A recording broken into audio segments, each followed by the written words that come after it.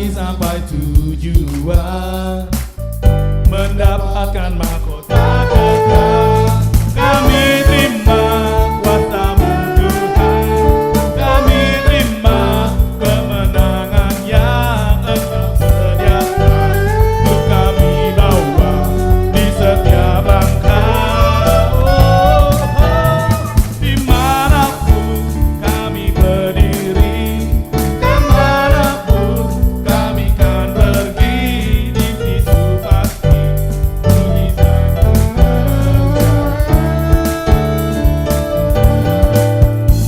Kami terima kuasa-Mu Tuhan, kami terima kemenangan yang Engkau sediakan untuk kami bawa di setiap langkah.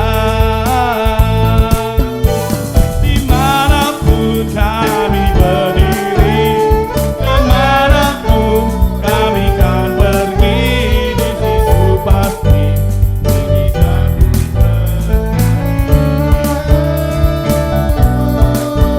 Di situ pasti mujizat terjadi.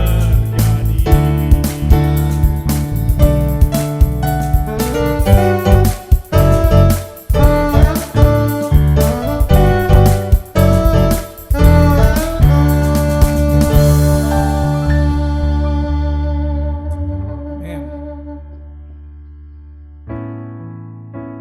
Kami berkumpul Tuhan menghadap hadirat-Mu.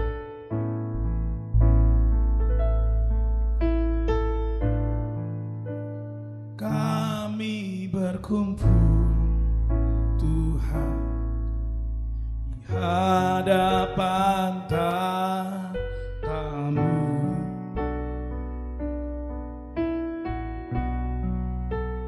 Sujud menyembah dalam indahnya hadirat-Mu.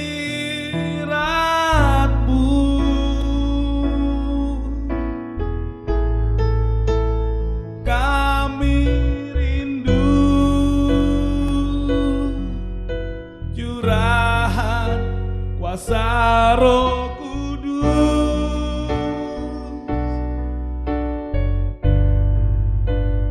genapi firman-Mu, jadikan ku alat-Mu.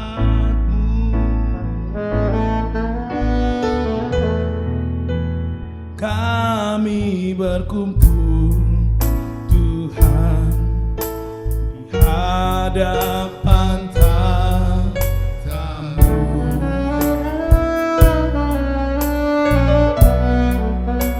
Sujud menyembah dalam indahnya hadirat-Mu.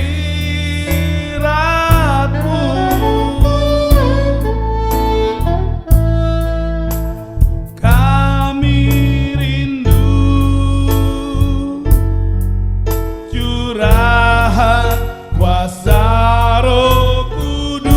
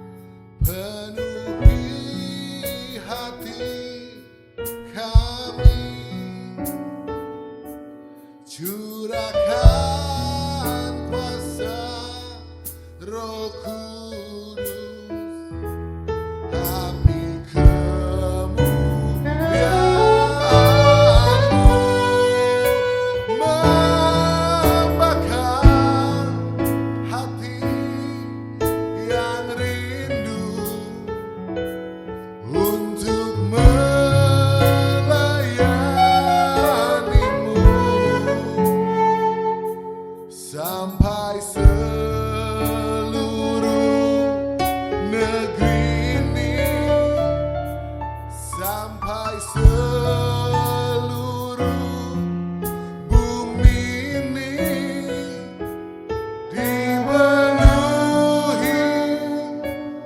api kemuliaan-Mu.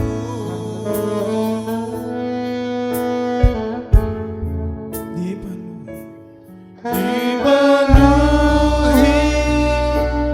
api kemuliaan-Mu.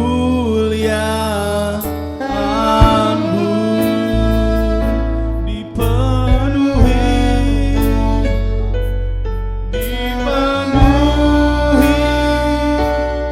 api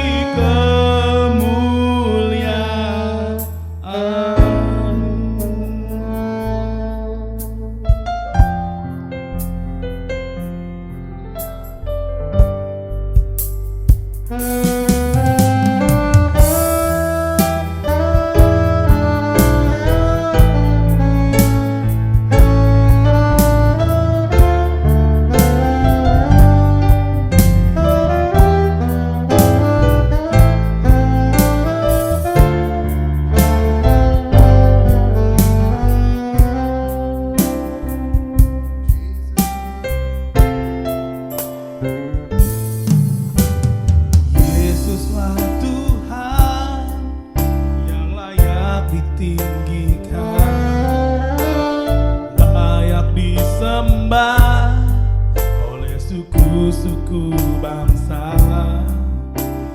Dengan darah-Mu Kau telah tebus dosaku. Genapi Tuhan firman-Mu atas negeriku.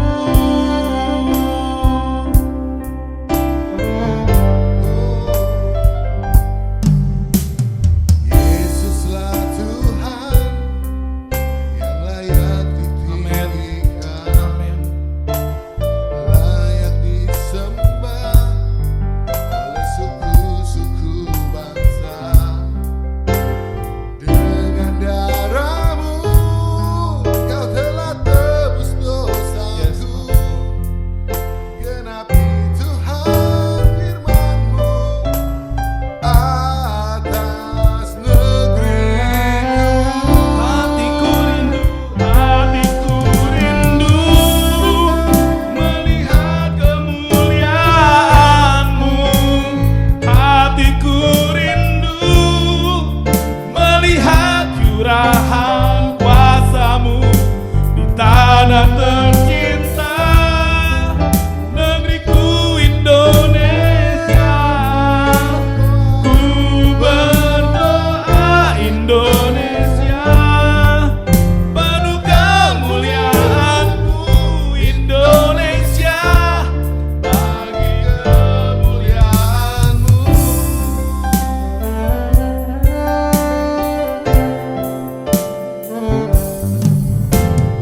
Yesuslah Tuhan yang layak ditinggikan, layak disembah oleh suku-suku bangsa. Dengan darah-Mu Kau telah tebus dosaku. Genapi Tuhan firman-Mu atas negeriku. Hatiku rindu melihat kemuliaan-Mu. Hatiku rindu melihat curahan kuasa-Mu di tanah tercinta, negeriku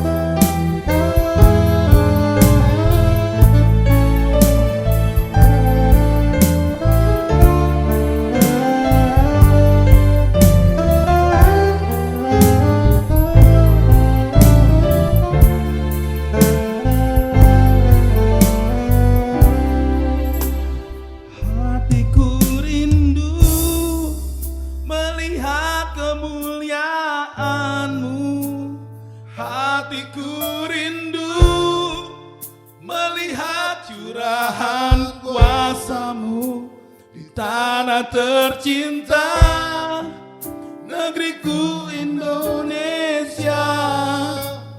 Ku berdoa Indonesia, penuh kemuliaan-Mu Indonesia, bagi kemuliaan-Mu ya Allahku. Ya Allahku, nyatakan kemuliaan-Mu.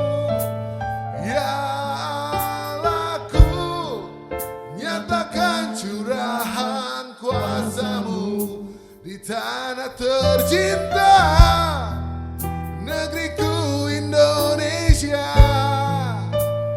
Ku berdoa Indonesia, penuh kemuliaan-Mu Indonesia, bagi kemuliaan-Mu.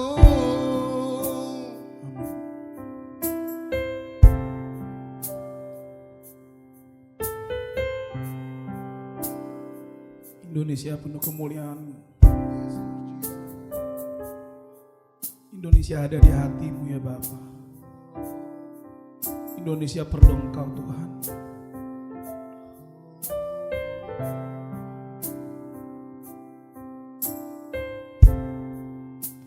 Hatiku rindu melihat kemuliaan-Mu. Hatiku rindu melihat curahan kuasa-Mu di tanah tercinta, negeriku Indonesia. Ku berdoa Indonesia, penuh kemuliaan-Mu Indonesia, bagi kemuliaan-Mu. Ku berdoa Indonesia, penuh kemuliaan-Mu Indonesia, bagi kemuliaan-Mu. Indonesia, bagi kemuliaan-Mu. Indonesia, bagi kemuliaan-Mu.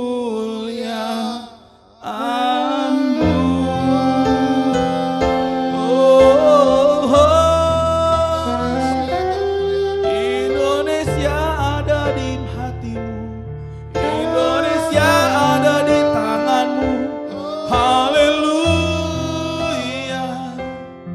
haleluya, Indonesia haleluya. bagimu Tuhan. Amin.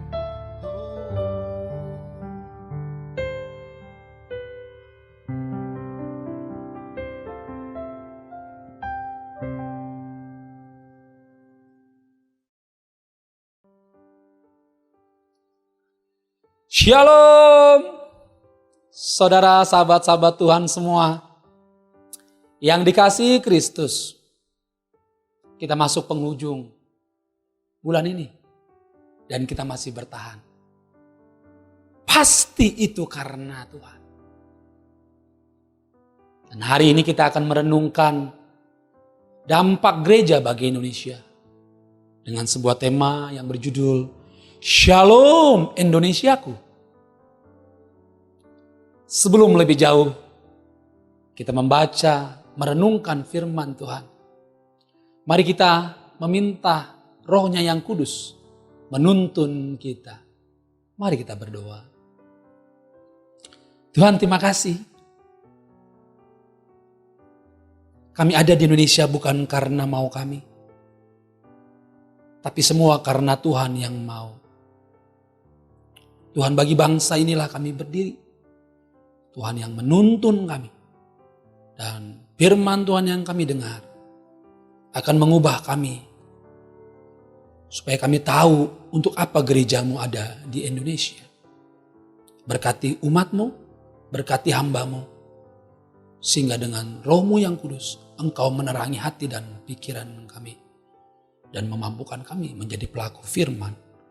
Dalam nama Tuhan Yesus, bagi kita yang siap mendengar firman Tuhan, sama-sama katakan, amin, amin, amin.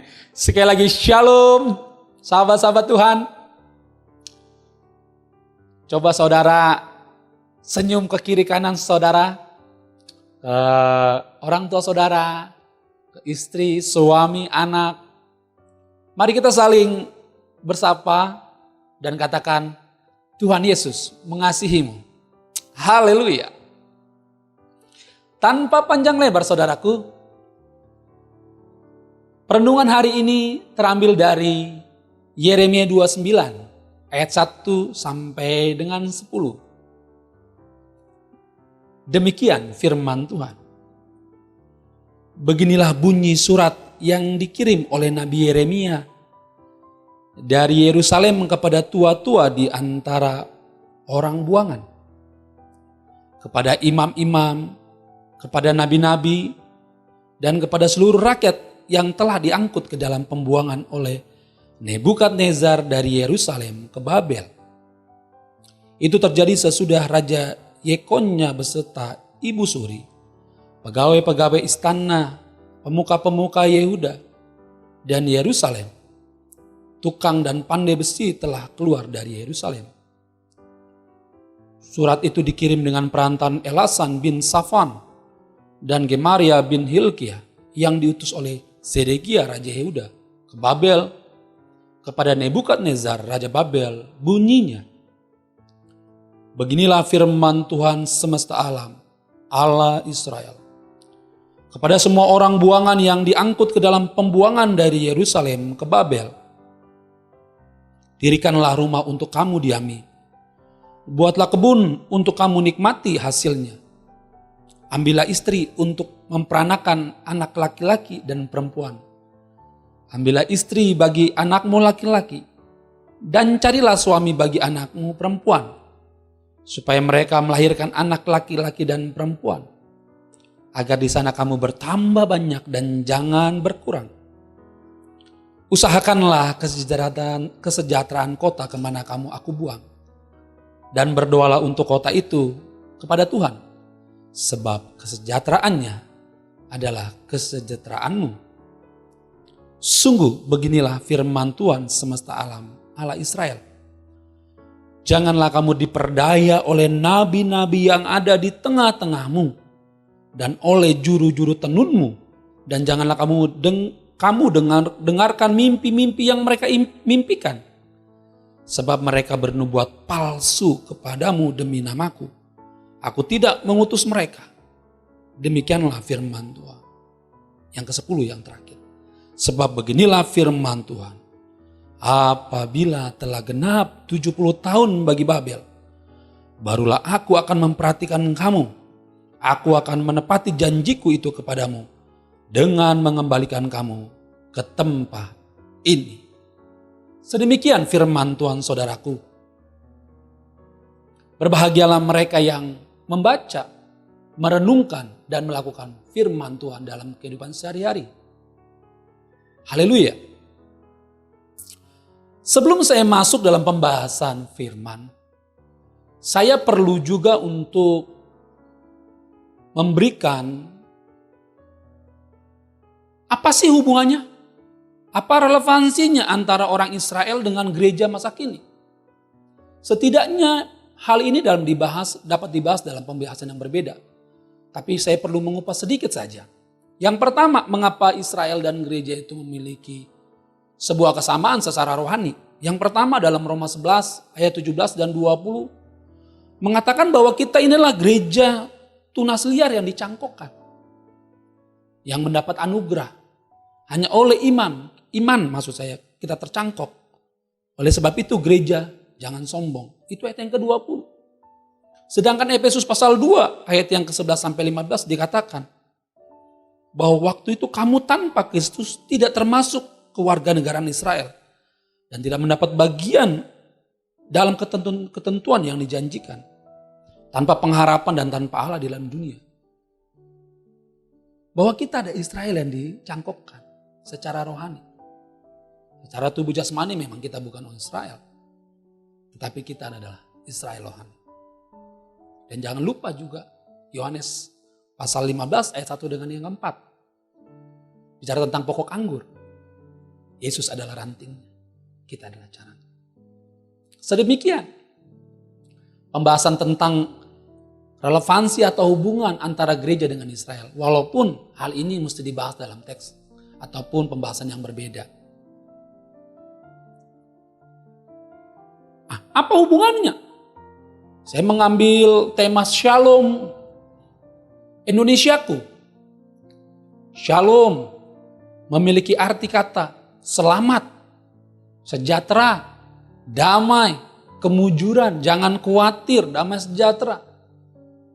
Itu seringkali orang mungkin mengatakan shalom tanpa tahu artinya. Tapi hari ini pasti saudara menjadi tahu. Shalom itu artinya sesuatu yang lahir dari dalam. Dan terlihat bagaimana waktu dia bertindak dalam kehidupan. Arti kata Indonesiaku adalah rasa memiliki. Rasa ingin mengembangkan. Dan bangga akan tumpah darah kita. Sehingga kalau Shalom Indonesiaku memiliki arti bahwa ada damai sejahtera kita dengan rasa memiliki Indonesia. Memiliki tumpah darah Indonesia kita sendiri. Baik. Pembahasan hari ini saudaraku, apa kontribusi gereja? Apa tugas gereja untuk supaya Indonesia menjadi shalom, memiliki damai sejahtera?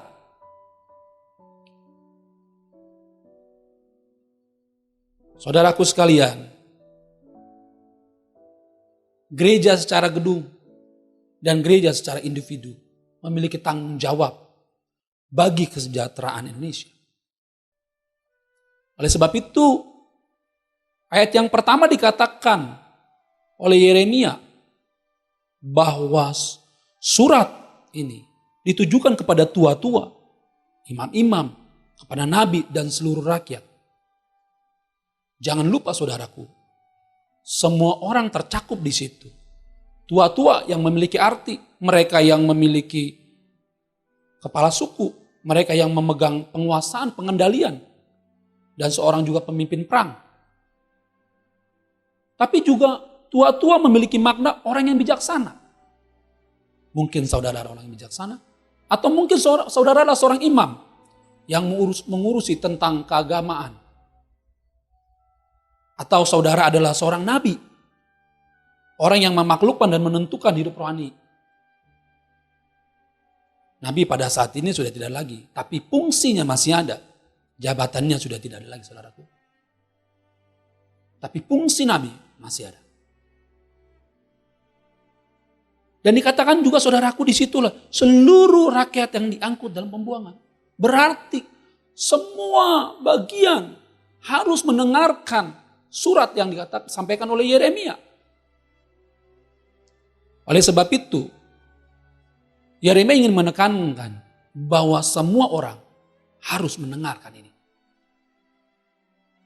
Saudaraku sekalian, damai sejahtera bagi Indonesia kita itu bergantung bukan hanya kepada Tuhan. Bisa. Tapi Tuhan membuat kita ada di Indonesia supaya kita memiliki kontribusi di dalamnya.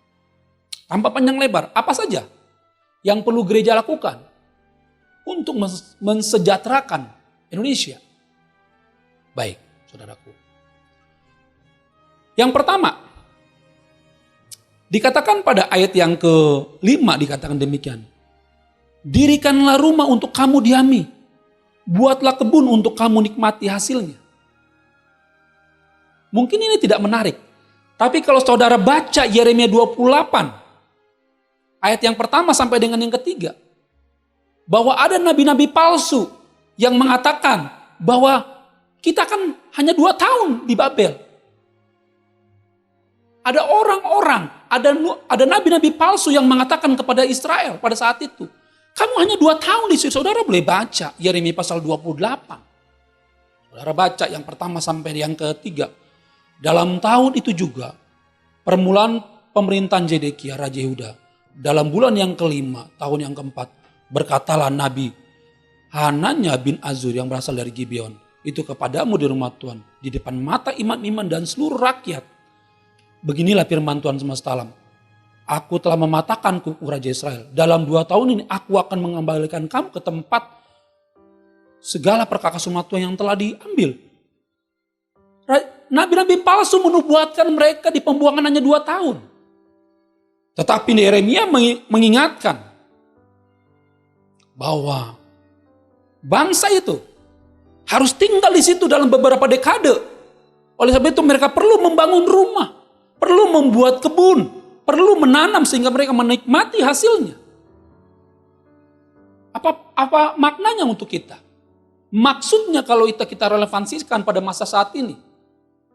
Apa aplikasinya bagi gereja pada saat ini jika memang ini kita terapkan pada masa yang sekarang? Saudaraku, bangunan rumah itu sangat penting bagi kita. Mengapa? Memang kita tidak akan lama di bumi. Kita akan hidup kekal di surga. Tapi Tuhan ingin menekankan kepada kita. Kalau saudara hari ini masih dalam berpikir bahwa rumah sementara ini tidak perlu saya bangun dan saya hanya perlu membangun rumah yang sementara. Tetapi membangun rumah sementara di bumi pun itu perlu. Untuk apa? Tujuannya supaya saudara memiliki komunikasi yang baik dengan keluarga saudara. Di rumah saudara bisa membangun mesbah. Di rumah saudara bisa melakukan segala sesuatu yang baik bersama keluarga. Saudara tidak pikirkan pindah sana, pindah sini, pindah sana, pindah ke sini. Itu yang terjadi dengan saya. Selama saya di Jakarta, mungkin ada 11 kali saya pindah-pindah. Sampai semua orang tahu tentang saya. Tapi teman-teman, adik-adik saya yang hari ini mengontrak. Itu membuka mata saudara, adik-adik saudara sekalian. Supaya saudara memiliki pekerjaan yang keras, memiliki keyakinan yang kuat dalam bekerja. Karena dikatakan apa di situ? Buatlah kebun. Buatlah kebun. Buatlah tempat pekerjaan saudara. Saudara kalau perlu jangan kerja dengan orang lain. Saudara mesti menciptakan lapangan pekerjaan bagi orang lain.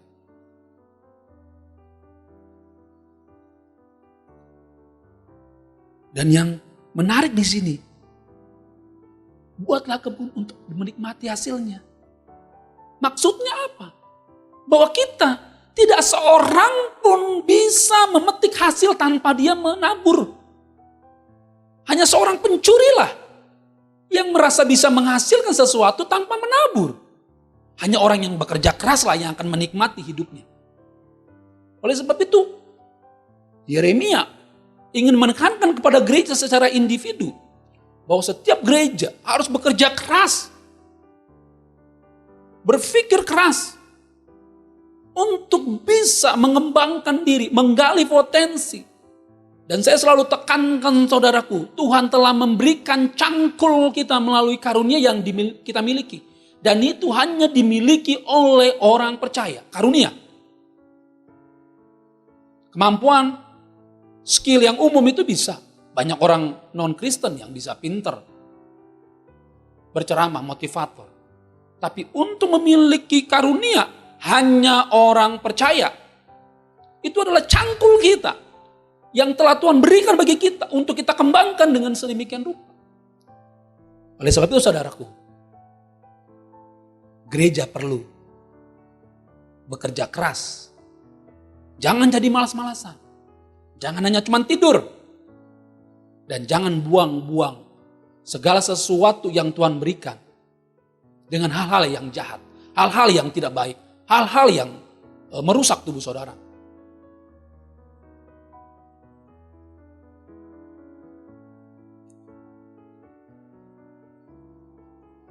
Saya rindu gereja Tuhan secara gedung pun demikian. Gereja kita gereja yang tidak perlu berpolitik praktis. Gereja tidak perlu masuk ke politik. Itu bukan bagian gereja.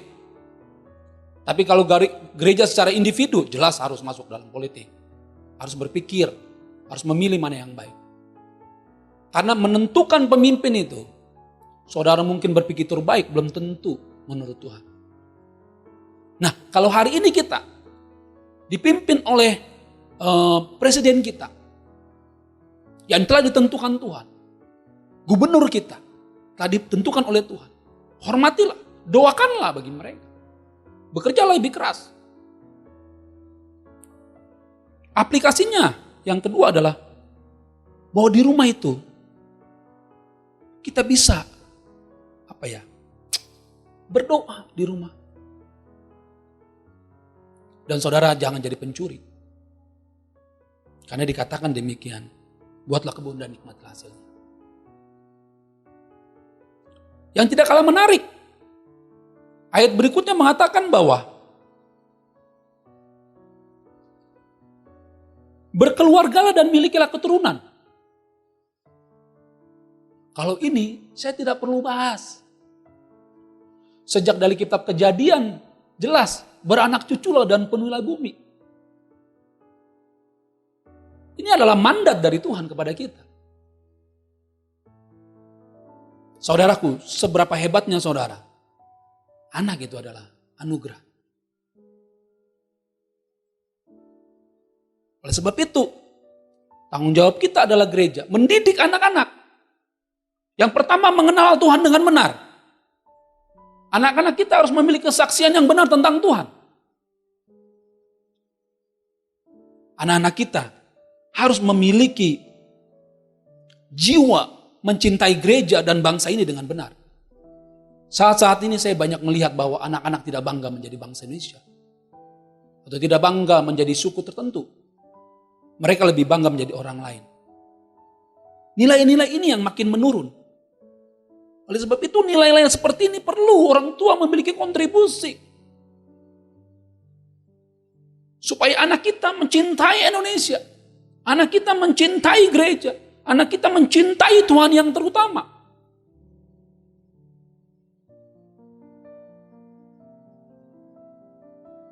Untuk adik-adik saya, di masa kalian akan lebih sulit. Di mana saingan kalian bukan lagi manusia tetapi robot.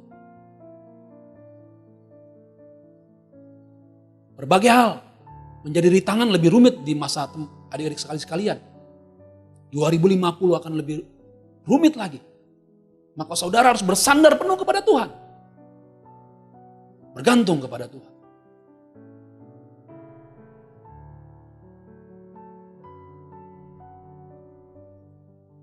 Yang ketiga, usahakanlah kesejahteraan kota dan berdoa untuk kota. Ini teks yang terkenal sekali.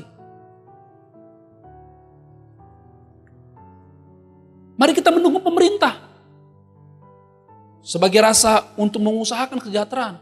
Dukung pemerintah, jangan mudik. Stay di rumah. Bekerjalah di rumah. Kalau kami yang hari ini di gereja, sejujurnya karena nilai pelayanan ada. Kami harus bertanggung jawab. Kalau kami harus memilih, kami memilih tinggal di rumah. Sejujurnya harus memilih tinggal di rumah. Tapi gereja harus berlangsung.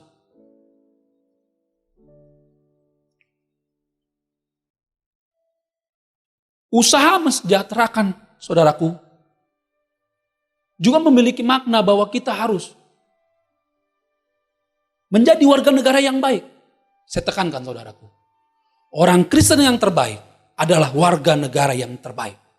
Saya ulangi sekali lagi, orang Kristen yang terbaik adalah warga negara yang terbaik. Bayar pajak. Ikuti peraturan pemerintah. Itu namanya mengusahakan. Jangan jadi orang yang egois. Hanya mementingkan pikiran untuk keuntungan pribadi. Tapi gereja yang benar adalah mementingkan orang lain juga. Sehingga kalau saya berhasil, anak buah saya mesti berhasil. Itu yang benar.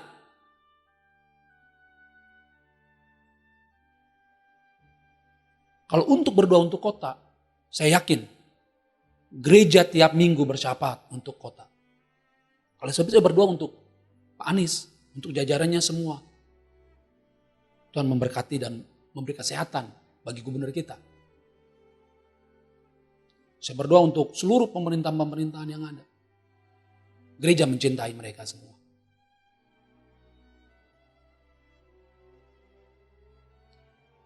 Yang terakhir, dikatakan ayat 8 sampai dengan ayat ke-10. Janganlah diperdaya oleh nabi palsu seperti tadi.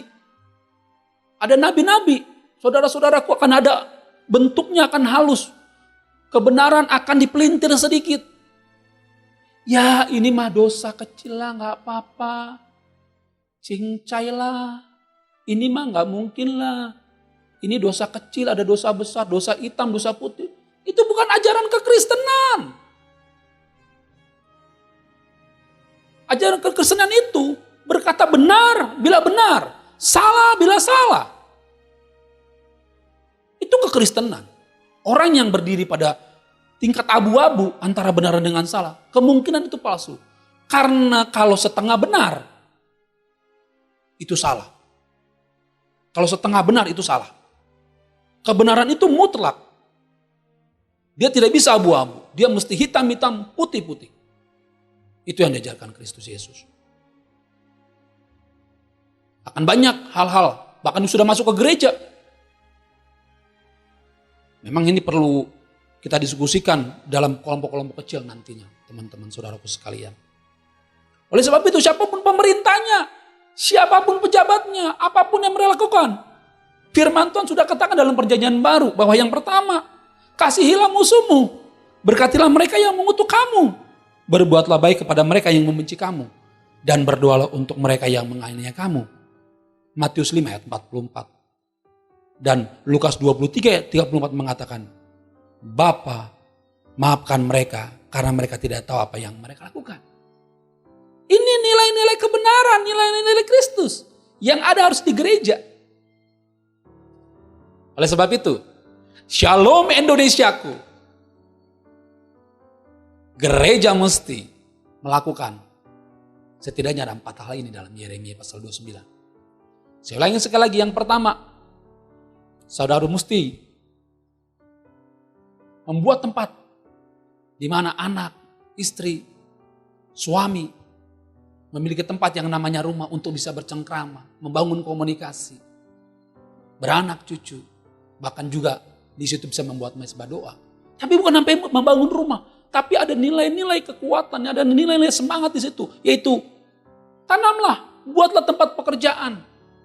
Kalau saudara menjadi karyawan yang jujur, karyawan yang benar, karyawan yang berdoa untuk perusahaan saudara. Dan saudara akan menikmati hasil yang saudara bisa. Setelah saudara bekerja, saudara akan menikmati hasil yang masuk saya.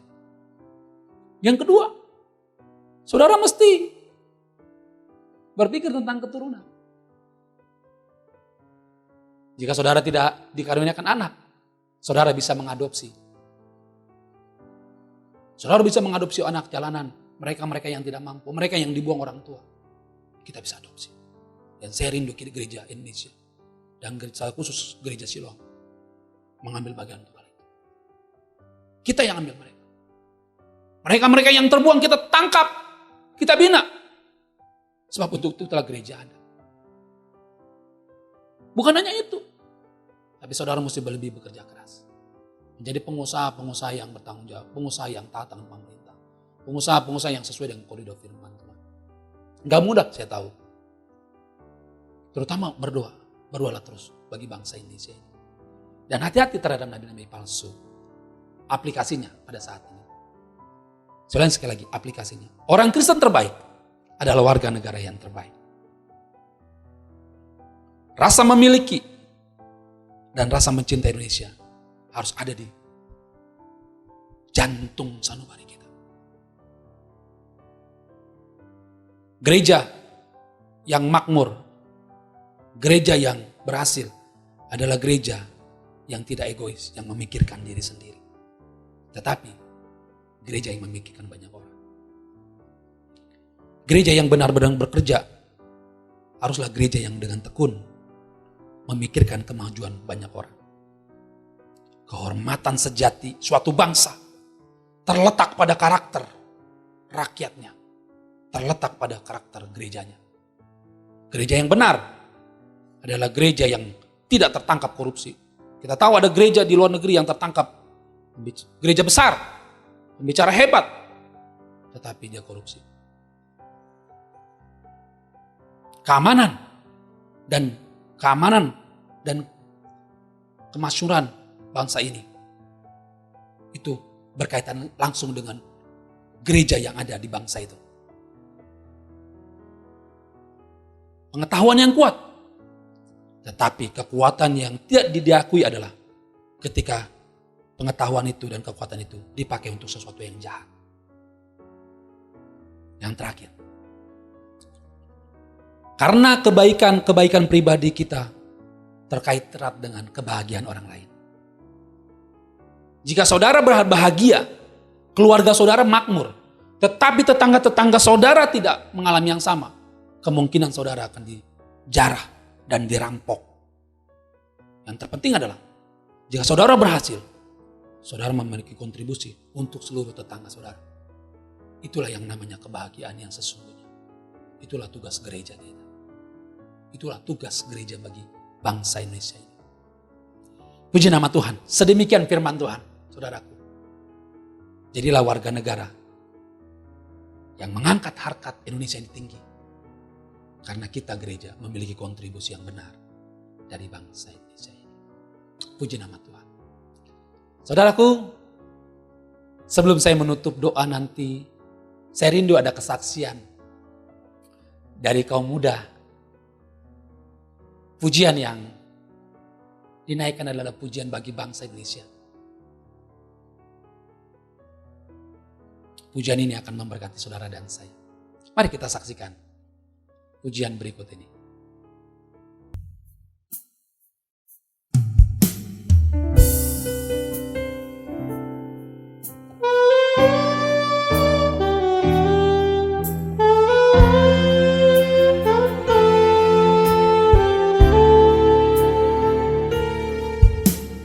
Syukur untuk setiap rencanamu dan rancanganmu yang mulia. Dalam satu tubuh kami bersatu, menjadi duta kerajaanmu. Ku ucapkan berkat atas Indonesia, biar kemuliaan Tuhan akan nyata.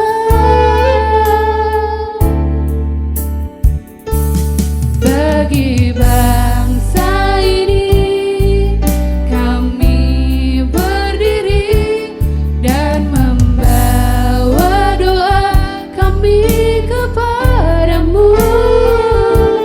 Sesuatu yang besar pasti terjadi dan mengubahkan negeri kami.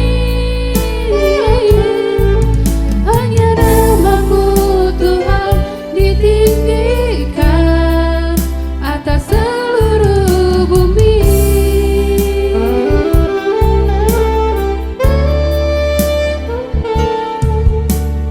Kami rindu melihat Indonesia pulih dari semua problema, hidup dalam jalan kebenaran-Mu, pancarkan terang kemuliaan-Mu. Ku ucapkan berkat atas Indonesia, biar kemuliaan Tuhan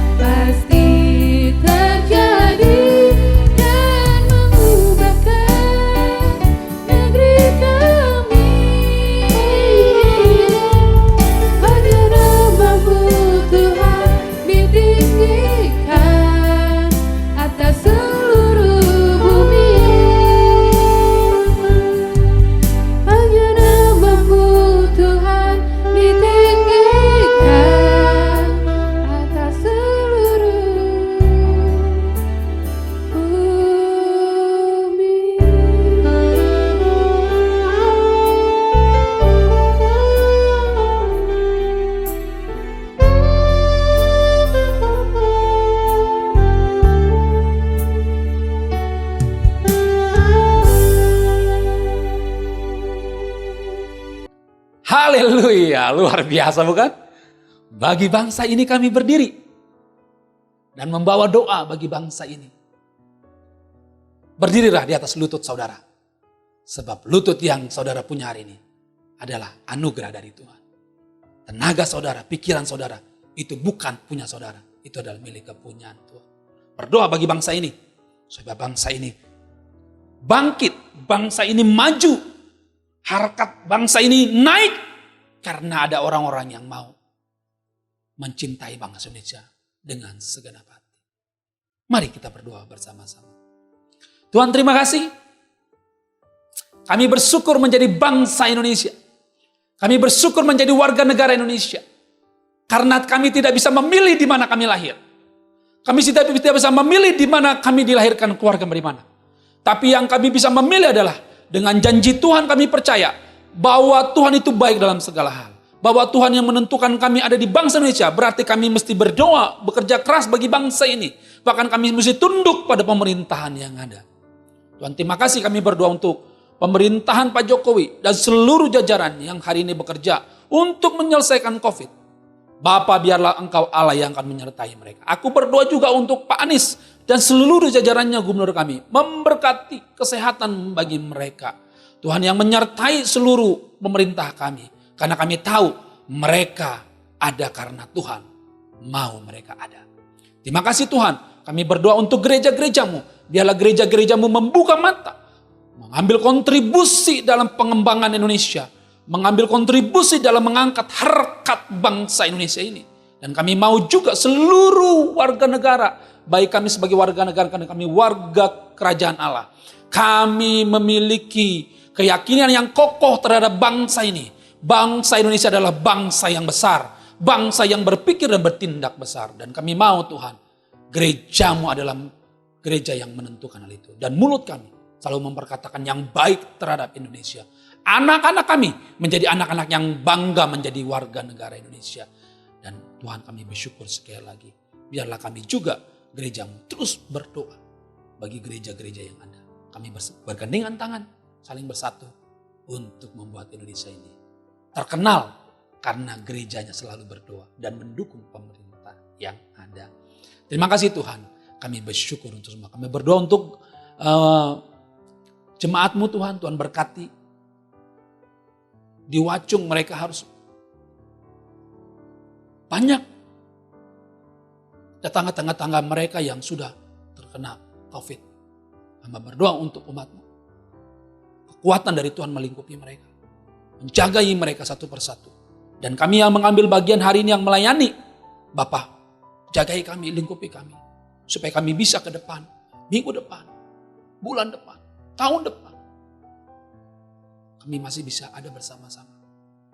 Tapi selebihnya hanya Tuhan yang terjadi kehendak-Mu yang paling terbaik bagi kami. Terima kasih Bapa di surga. Kami berdoa untuk umat-Mu yang dalam kelemahan tubuh hari ini. Pulihkanlah, sembuhkanlah mereka.